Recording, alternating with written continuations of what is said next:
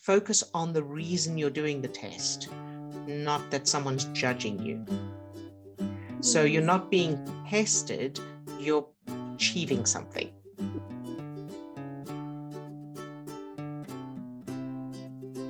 All right. Hi, everyone, and welcome to Live Support with Odille for changing negative implicit childhood memories using the Remmert Method. We've created this forum for those who've watched our videos or read our book and need help using the techniques for themselves to get changes, but aren't in a position to do one-to-one sessions. So if you're new to the Remmert Method, be sure to check the description of this video, and you'll also find information on getting help for yourself during these sessions. If you'd like to be here in person, I can work with you, or if you'd like to send in your question, and you can be anonymous if you prefer. All right, so first up today is Camilla. Hi, Camilla. Hi, Hey, how are you today? I'm really good, thank you. Very good. And what can I do for you today? Okay, so I've been trying to post more in my social media for my business, and I feel really uncomfortable showing my face. Okay. Yeah, the funny thing is that, so at first I felt really uncomfortable, and I said, okay, I don't have to do this if I don't want to. And then after doing some research and seeing other people, I felt like really happy and eager to, show my face and give people advice and all of that. And now that is like actually the moment of doing that, I feel like I don't want to do this. I feel scared, and yeah, I need like some help with that, please. All right, very good. And thank you so much for bringing this question, because I know that there's so many people who will be able to identify with that and who will benefit from this as well. So first of all, let's find out what it is that you're worried about. So what's when you think of showing your face for social media, where does your mind go? What do you think of?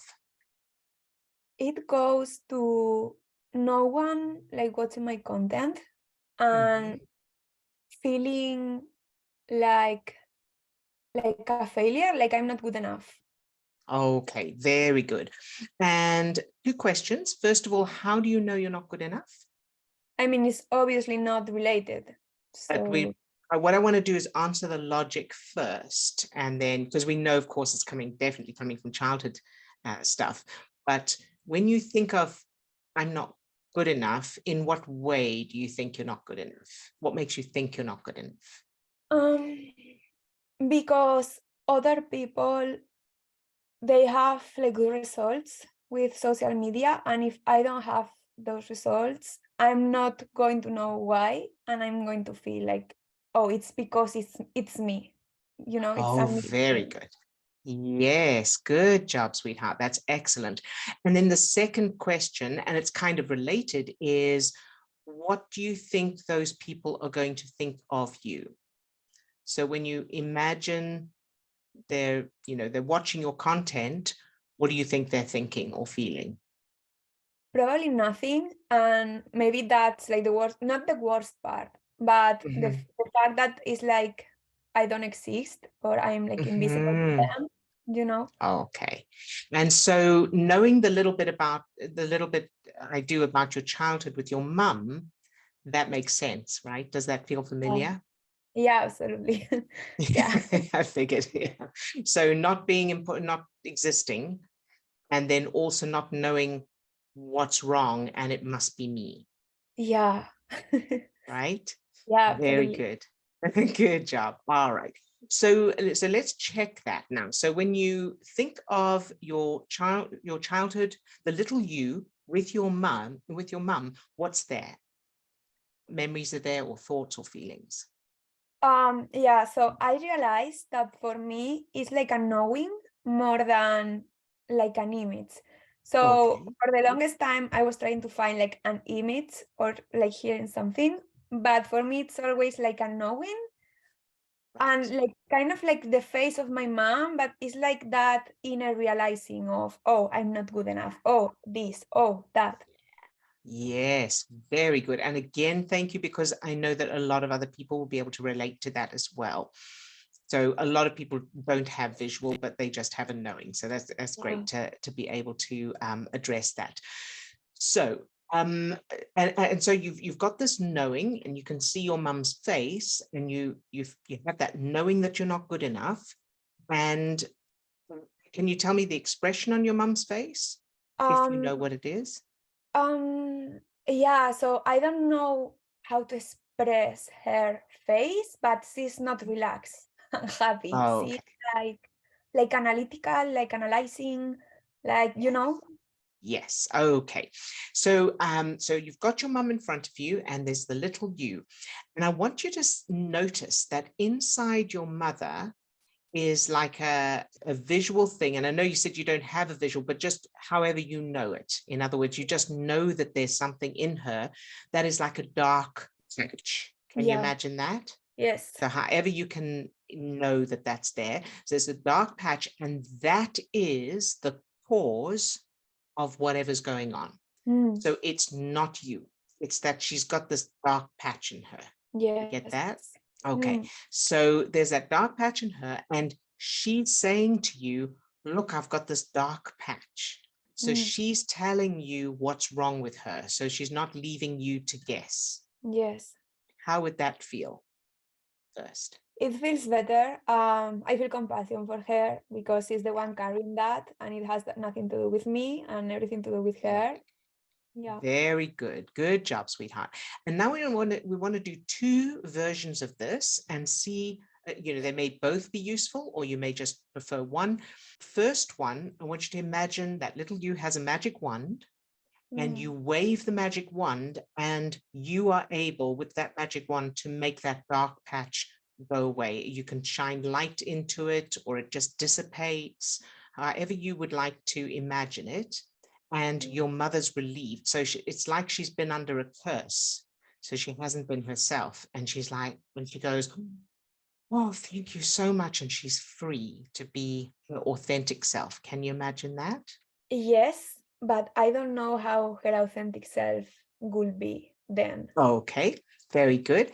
And so her authentic self will be the same as who we all are, which is light and unconditional love. So if you imagine, and here's the thing, for everybody, whether you actually believe this or not, or whatever beliefs you have, it doesn't matter if it's true or not. This is the unconscious part of the brain can't judge something as unrealistic, can't tell the difference between reality and imagination. So as we imagine things, the unconscious part of the brain will accept it and believe it, as long as it doesn't contain contradicting memories, in which case you can just change those. And as long as you aren't constantly consciously saying, but that's not really true.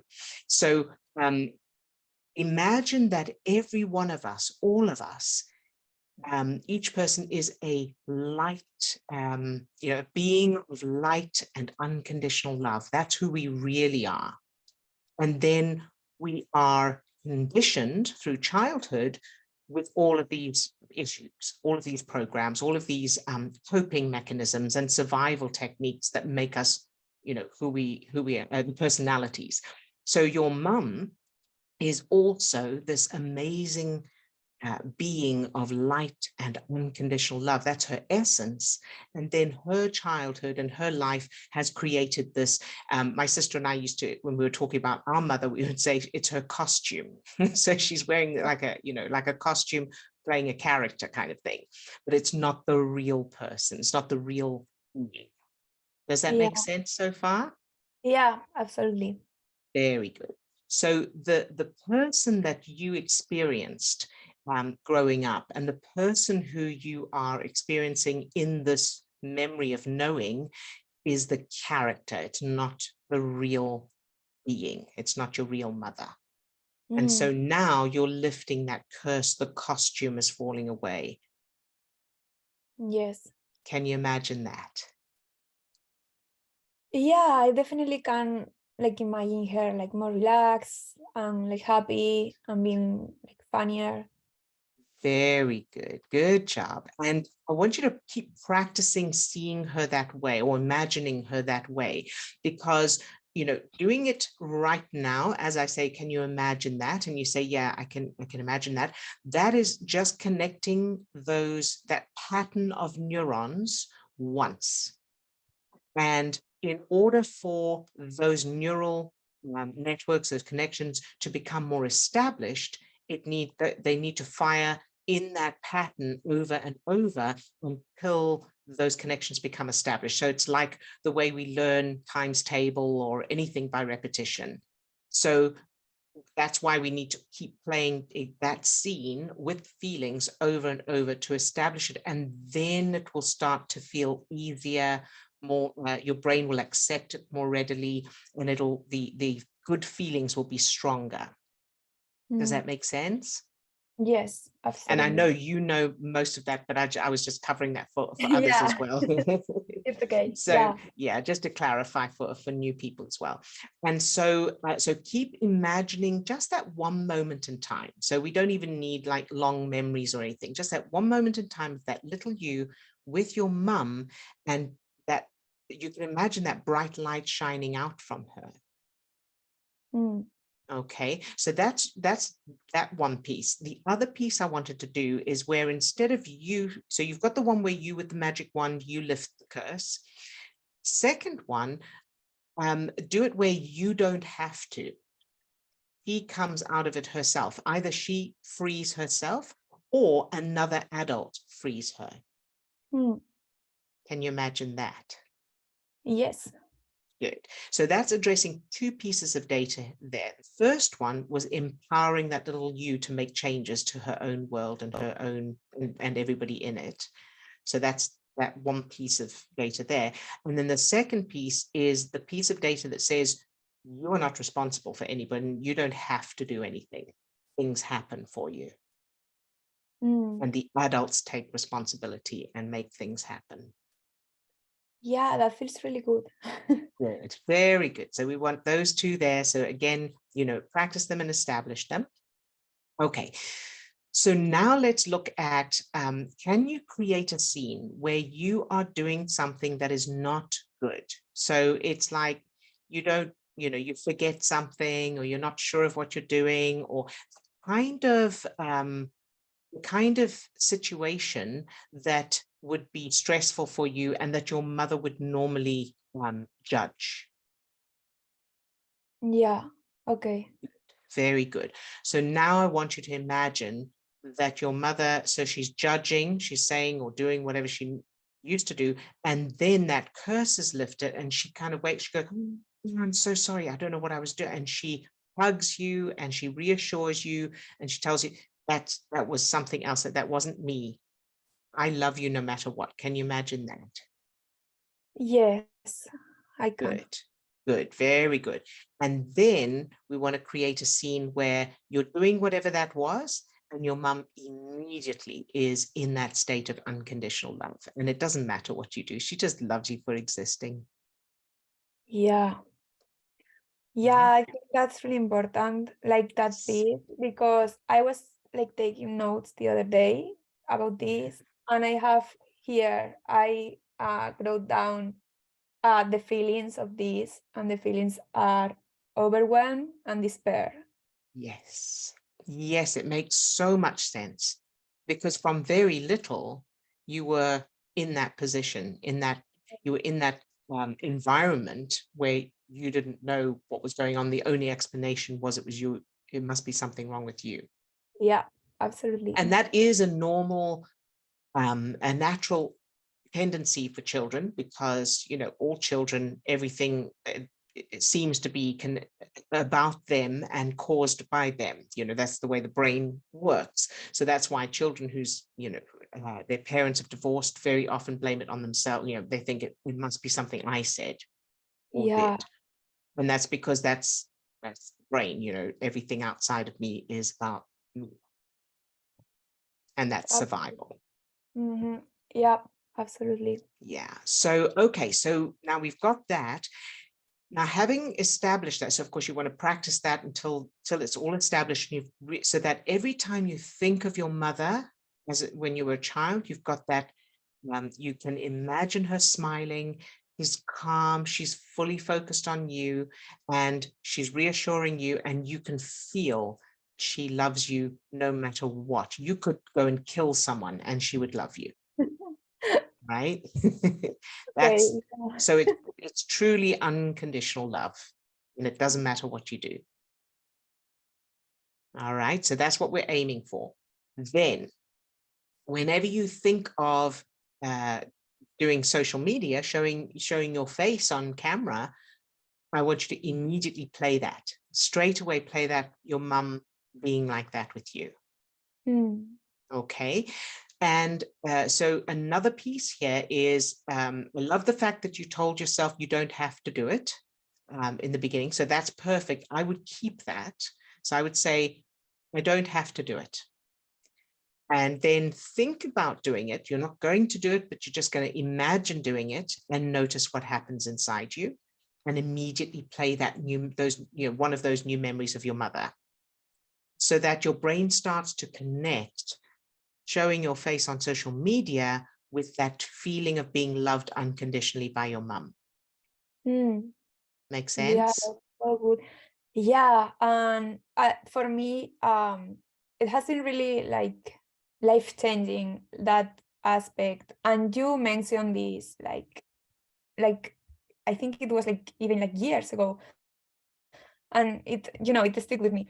The thing that you don't have to do it, Yes. but so for me, what I want is to reach a place where I feel completely like neutral about it. Like it's Yes. okay if I do, it's okay if I don't, but Good. it's not about being triggered about Yes. memories. It's about, choosing what I really want. That's it. Absolutely. That's exactly what you're aiming for. So good job, sweetheart. And and then from a time when you're actually enjoying it, where you're looking forward to it because it's fun. So I Yeah. know in the beginning, when I started when I did my very first Facebook Live, I didn't want to do it. I didn't want to do any social media. I also, right in the very beginning of Facebook and all of that, I didn't want to show my face on camera. I was Yeah. hyper vigilant or hyper aware of Yeah. certain people that I knew in Yeah. my life and what they would be thinking. Yeah. And that's all I thought of, was those people seeing me and judging. And as I changed the childhood memories and continued to change the brain chemistry and all of that, eventually I don't even think of those people anymore. But even if I do, doesn't matter. It's like, well, if they think that, they think that. It really doesn't have any effect on my life at all. It's not like I'm employed by them. Yeah, absolutely. Yeah. So that's what you're aiming for. So good job. And then, once you've got to, so that really is the beginning, is establishing those memories with your mum. And then, just saying to yourself, don't have to do it, but just think about it and notice what happens inside you, and immediately practice those memories with your mum. So what you're doing is like when we house train a puppy. Every time the puppy goes to pee on the floor, you pick it up and put it outside over and over. And eventually the puppy's brain connects needing to pee with being outside. And then he wants to pee, he needs to be outside. He automatically wants to go outside. So we're doing the same thing with this. Showing my face on social media, my mum loves me unconditionally. And you can feel, and then the more you amp up those feel good feelings, of course, the stronger that will be. And eventually your brain will connect showing your face on social media and helping others in that way with this wonderful feeling of being loved unconditionally. Yeah. Yeah, that sounds amazing. And I am like really excited. And not only for Yay. like posting and not posting, but for being able to control my perspective on things, for the freedom. Yes, absolutely. Absolutely. And that's such a good point, Camilla. Yeah. Good job, sweetheart. I'm so excited for you. And I'm so excited for all those who are going to benefit from your social media posts eventually as well. Yeah, absolutely. Thank you so much for Very having good. me. You're very welcome, sweetheart. Good job. All right. And next up, we have Swasti. Hi, Swasti. Hi, Hey, sweetie. How are you today? I'm good, thank you. So I have a quick question. So I have my exam like in a week on Tuesday. So my thing is that everything can go. So I'm a perfectionist. So like these few days I've been trying to perfect stuff, but then I become aware of what I'm perfecting and how much it's going to impact me versus stress and sleep and how much that's going to impact me. So Yes. so my thing is, as soon as I walk into this exam or like the night before or the morning before, no matter how much I've prepaid, no matter how much I've done, I get this like hit of stress, and it's very hard to like calm down. And I have obviously become better at it with practice, or like whenever it happens, I can do it now. But that's my main thing, that I feel like that tumbles me over. So it kind of like undoes everything else. Uh-huh. Yeah. Okay. All right. So, and did you say this is when you walk into the room? Yeah, like when I sit down, it's all happening, or like the morning of, or the night Okay. before when I'm thinking about it. Yeah. Okay. So what we want to do is reframe that and change that before you physically actually get to the point. So we want to do it by just imagination first. Mm-hmm. So as you right now think about, let's say, let's imagine that you are about to go into the room. So you feel that feeling, and what happens then? Where does your mind go? What continue? What sort of, how does it progress? It's me thinking about how I can't focus in like a group of people, because it's like obviously a lot of people in a room. Yeah. Just like I find it really hard to focus with everyone around me. Okay, good. And what is it about having a lot of people in the room, everybody around you, that that hinders your ability to focus? Are they very noisy? What is it about? I think it's like the sensory overwhelm. Like I sometimes get it randomly in like shops and stuff too, but I've learned to tune out of that. I can just, because in my head I just pretend I'm in a room alone. Okay. That works for me. Good. And what's the difference then between being in a shop and being in the exam room? What stops you from doing the same thing in the exam room? So I haven't had enough practice in an exam room. Like I've only been there like twice or three times. Okay. But also like I said, like it's repetitive noise. So like the clicking, like I said, it's so small, but it's so big. Yeah. And it's big because there's meaning attached to it. Now, is there any kind of sound that is repetitive and background that doesn't bother you, that you don't really notice, or that you even like? Yeah, like ocean waves. Oh, very good. Okay, so let's use that. So I want you to imagine now you are outside the exam room. And you are going to be going into the exam room, and you can already hear the ocean waves inside the exam room. They've got like one of those, you know how you have those sound machines to go to sleep to? Yeah. And they've got one of those in the room to help everybody feel at peace. And so you can already hear it softly before you go in. And then as you come through the door, you can hear the sound of the ocean waves, and it all feels very calm. And so the clicking you hear is actually the sound of the ocean waves. Can you imagine that?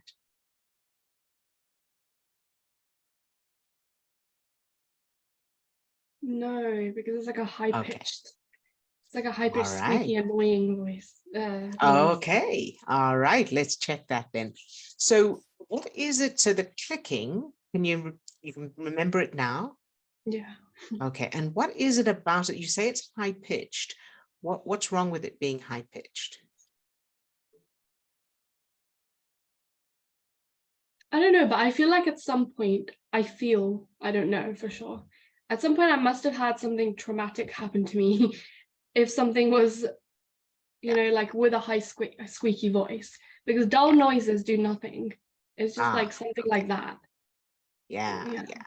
So as you think of that clicking now and that high pitch and whatever that is, you got that? What's the first thing that pops into your mind from childhood, even if it doesn't seem to have anything to do with anything?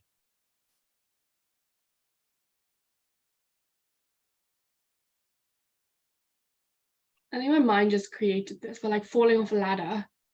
Falling off a ladder, okay. Yeah. So, and have you ever fallen off a ladder? I think I have, yes. Oh, Yeah. okay. And so what happened when you fell off the ladder? So it wasn't a ladder, it was like in India we get like gates. It's like a door, but it's a gate. And I was swinging on it and I fell down, and I have a mark like on my face from it. Wow. So my parents keep saying, like they told the story again and again about how I was swinging on the gate. Yeah. Oh, okay, that'll do it. Did the gate make a noise? Yeah, I think it squeaked. I was wondering. Yeah. Very good. All right. So, and what emotions are in that memory? So, you, I don't. How much can you remember of it? So, you fell down. Obviously, you got hurt. I played it a lot, so I think a lot I can remember it. Yeah. Yeah. Okay. And so, when you got hurt, what happened? So, you fell. You hurt your face, and then. So I think I was having fun, and then everyone starts screaming because I fell down. Ah, interesting. And then So it gets into the frenzy, yeah. And how many people were there screaming? Like at least 2, 3. And near you? Yeah, so it was my auntie and my grandma, like, you know, over me. Yeah. I'm guessing, I don't know. Yeah. So there's another possible link there with people around you making a noise. Yeah. See that? Yeah. Very good. And there's that, of course, it's not just the noise, not just screaming, but the energy of something terrible. Yeah. So your brain is connecting that when there's people around and there's noise, especially if it's high pitched, then it's triggering that survival state. Okay. I think that's it. Like, I feel that's it. Yeah. Good. All right. And also, so when you say they were screaming, was it high-pitched voices? Oh, my auntie has a really high-pitched voice. Okay, there you go. Yeah. There you go. Okay, very good, sweetheart. Excellent. And so for everybody else as well, notice how this has nothing to do with exams, nothing to do with even being in a crowd, and nothing to do with clicking. So that's why these links, it's so important to be open to the fact that it doesn't always make logical sense to the conscious mind. So, okay, so great. So you're on the gate. We want to do a stepping stone here. So as the gate is moving, can you remember the sound of it? Yeah, just squeak, squeak. That's very good. So let's change the sound first. So let's do this first. So you squeak, and someone comes along with some oil and they oil the gate, and then there's no sound. How does that feel? Yeah. Is that calming? Good. Yes. Very good. So now the gate has no sound and it's in very good condition. In fact, it's a brand new gate. All right. And you're swinging on it and it's fun. So now you fall and you hurt yourself. But your mum and your grandmother come over calmly and they go, "Oh, are you all right? Are you okay?" And they hug you and they check if you need anything. And, you know, you may need a Band-Aid or you need to, whatever needs to be done, but it's all very calm and they're reassuring you. So you're frightened and they are the adults reassuring you and going, "It's okay, you're going to be all right." And they hug you. How would that feel?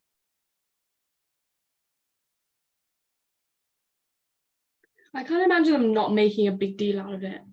You know, there was always, so if anything like that happened, it was always like an element of blame first before fixing the issue. Yeah. Okay. So let's do a stepping stone there then. So they come screaming, there's blame, and you have a magic wand and you freeze them. And they're in mid scream. Okay. The shock on their face because now they're frozen. And then another adult. And it can be anybody, it can be a real person, could be a celebrity, could be fictional character, it doesn't matter. Somebody who's very calm and in control and everything's okay. They come over and they reassure you, hug you, tell you you're going to be okay. And your grandmother and your mother are watching this. They're frozen, but they're watching this and they learn how to do that themselves. How does that sound?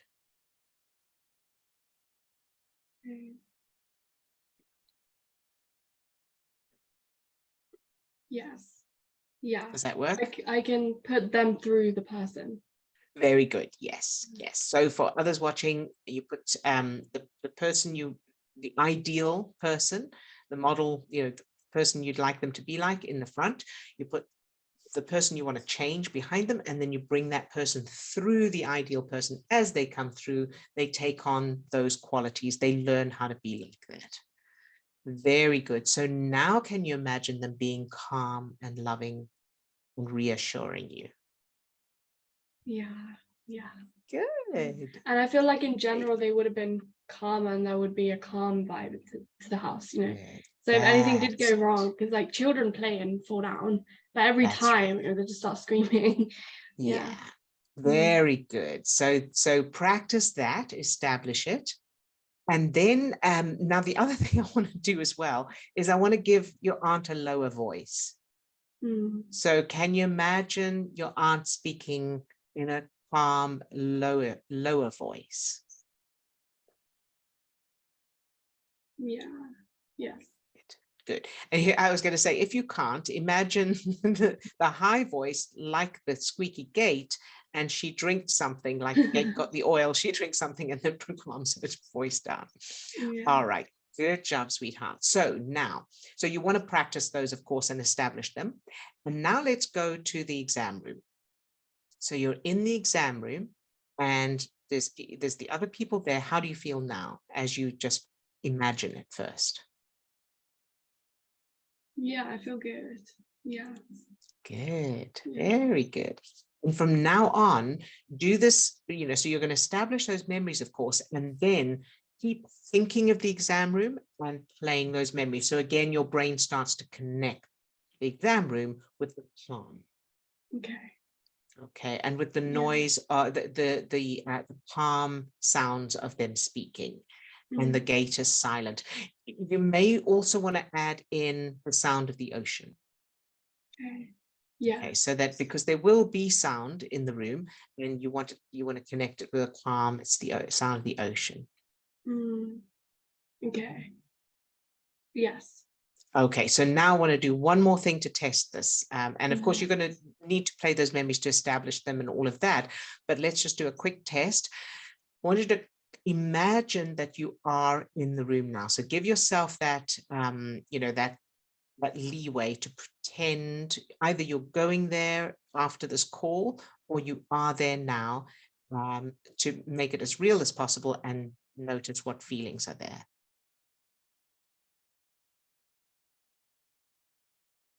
I just have a tightness in my chest, just because it's important and big. Yes, yes. Very good. And so the tightness in your chest, what do you think that, so it's important and big, but important and big can be fun as well. Yeah. Right. So if you were going to be meeting your favorite celebrity, how would you be feeling? Excited. Excited. Very good. And what would you be feeling in your body, do you think? How would that excitement feel? It would feel like stress, but it's a good. That's it. Exactly. Yeah. It's the same type of chemical state. It's just the context. Yeah. So we still have the tightness in the chest, the increased heart rate, the shallow breathing, all of that. But the conscious mind is interpreting it as excitement instead of fear, because of what we're putting our focus on. So in the same way, imagine you're going to be doing that. I mean, when you think of doing that test, what you want to choose is that you are to focus on the reason you're doing the test, not that someone's judging you. So you're not being tested, you're achieving something. Because of course, the reason you're doing this test is because you want to be a doctor. Yeah. Right. And that's where you want to keep putting your focus on that end result rather than the test itself. This is just a stepping stone to being a doctor. Okay. How does that sound? Yes. It's I forget that. Yeah. Yeah, It's just a one tiny thing. Yeah. that's right. It's just a little stepping stone on the way to doing what you want to, what you love and what you're passionate about. So as you think of being in the exam room, you think of walking into the exam room, play the new childhood memory. Everything's calm, the gate is silent, there's the sound of the ocean in the background. Your mum and your grandmother are hugging you. Oh, I want to do one more thing there, actually. But before I do, and then also think how wonderful it's going to be a doctor. And that's what you're aiming at. Okay. Okay. So the one I want to tweak that memory again, because that was a stepping stone. So now what I want you to do is you're swinging on the gate and the gate is silent. It's a new gate. It's a beautiful gate and you're having fun. And your mum and your grandmother are with you and they're laughing and they go, oh, that's fun. You can give them their own gates if you're all swinging on gates if you like, or whatever. So something that is where you're all doing together and it's fun and it's calm. Okay. Yeah, I think a stepping stone I'm going to add is the trampoline thing where like I fall on a trampoline because I remember it was a hard concrete floor. Like, oh, very good point. Bad. Yeah. Yes, absolutely. So make that a trampoline. Good job. Yes. All right. Okay. And you can also put a magic wand in there where your grandmother or your mother has a magic wand and they heal you straight away. Okay. It can be another stepping stone. Okay. Yes. Okay, got it. All right. Good job, Swasti. I'm so excited for you. Thank you. Okay. Very good. All right. So how do you feel now moving forward and going for that exam? Yeah, it feels good. And I always remember like I have my superpower with me. Yeah. Exactly. Yes. So prepave the whole exam. You know, love yourself no matter what happens and all of that. Yeah, thank you very much. Good job, Swasti. You're so very welcome, sweetheart. Thank you for the question. All right. And then we have a question to answer. So Pranali asks, I'm not so close with my parents, and there used to be lots of fights between them in front of me mostly, and my parents never showed affection to me, and they used to give my brother more attention even now. And I had many restrictions growing up, like I was not allowed to go out, not allowed to wear anything I want, to talk to boys, and many more. What can I do that it helped me? So thank you, question, Pranali. I'm glad you reached out for help with this. So starting with the fighting between your parents, the end result we're aiming for is that your parents were very easygoing, kind, affectionate, and fun, affectionate to each other as well as to you. And they knew how to have fun and they loved life. So that's what we're aiming for. And they always put you first, and you were allowed to do whatever you wanted to do, go wherever you wanted to go, and you were innately safe. You were automatically safe and loved always. So that's the final result we're aiming for. Now there may be some resistance to getting to that, and you'll also need stepping stone memories to address the different pieces of data. And I'll put a link to stepping stone memories in the description of this video for those who aren't familiar with them. So let's start with fighting one. So for the stepping stone, imagine your parents are fighting and that little you has a magic wand and you're able to wave your magic wand and you freeze them completely. And then while they're frozen, and you can see that they're surprised, they can't move or speak, you tell them that fighting is unacceptable and that when you unfreeze them, if they start fighting again, you'll freeze them again. And you're going to keep freezing them until they behave properly. So what we're doing there is we're giving that little you the power to control what's happening in her world. Then imagine you unfreeze your parents, and if they start arguing again, you freeze them again. And do that until you imagine unfreezing them and they are calm, they apologize, they hug each other and they thank you for helping them. Then and then practice that little stepping stone memory until it's established. And then the final memory is that instead of fighting, they're singing and dancing together. So the loud noise you hear is them laughing and singing instead of the shouting. And any physical activity is them dancing. So you can choose a song that you love and have that, imagine that playing in the background, and they're dancing and singing and laughing. If you find it difficult to imagine any of that, you may need the due justice technique and or the generational childhood memory technique. And I'll put the links to both of those in the description of this video as well. So now moving on to the affection and the fact that they show your brother more attention. So create memories of walking into a room when you're very little and your parents are focused on your brother, but as soon as you walk in, their faces light up as they see you. They immediately stop what they're doing and open their arms and hug you and focus completely on you. And your brother is completely happy with this. So he's also focused on you. All of them are so glad you're the light of their life.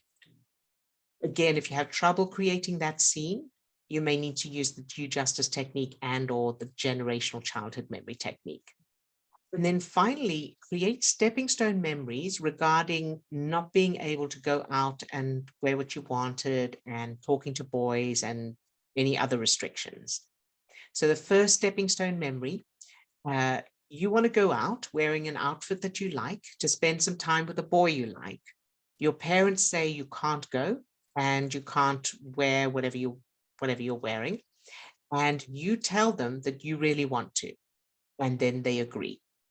So see if you can create that and use the magic wand if you need to. So create that state where the scene happens and they say no, and then you say no, but I really want to. And they say, all right then, and they agree.